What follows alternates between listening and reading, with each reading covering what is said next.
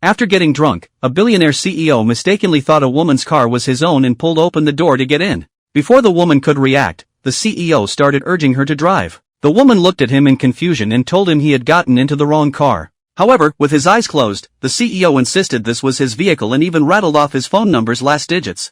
The woman tried once more to explain the car wasn't his, but the CEO pulled out an order receipt to show her. Just as the woman was urging him to get out, a bouncer from the bar came over and told her she needed to move. Realizing she was blocking the exit, the woman had no choice but to leave with the CEO still in her car. Right after leaving the bar, the designated driver the CEO had called arrived at the entrance. When the driver couldn't find him, a phone call came through. The CEO was jolted awake by the ringtone, but before he could answer, he threw up inside the car. The woman was instantly devastated. Meanwhile, the friend who had been waiting for her to pick them up had been there for quite a while. When the friend called, she quickly told them to just catch a cab home. While she was still on the phone, the CEO woke up again, climbed into the front seat, and grabbed a water bottle from the car to drink. The woman became even more furious. After hanging up and smelling the awful odor in the car, she had no choice but to go get it cleaned. The next morning, the CEO woke up in the car and called his assistant. While he was on the phone, the woman opened the car door. The CEO looked at her in confusion. Realizing he had absolutely no memory of the previous night, she decided to help refresh his memory.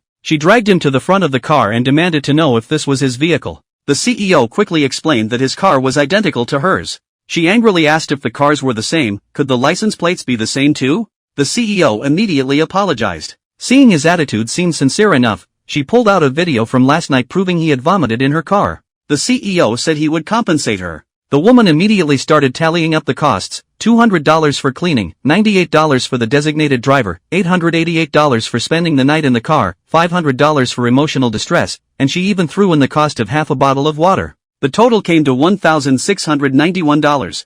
The CEO didn't hesitate to transfer the money, but the screen showed an option to add friends. She immediately became suspicious and questioned whether he was trying to get her contact information. The CEO awkwardly explained he was just trying to make the payment. She agreed somewhat skeptically, but the next second his phone died. The CEO looked at her awkwardly, worried she'd think he was a scammer. He quickly pulled out the only $200 he had on him as a deposit. She took the money and prepared to leave, but the CEO stopped her again. She impatiently asked what else he wanted. The CEO sheepishly admitted he had no money left, his phone was dead, and he needed her to help call him a ride. She reluctantly called a car for him, but to her surprise, the CEO insisted on a premium ride. After arranging everything, she left.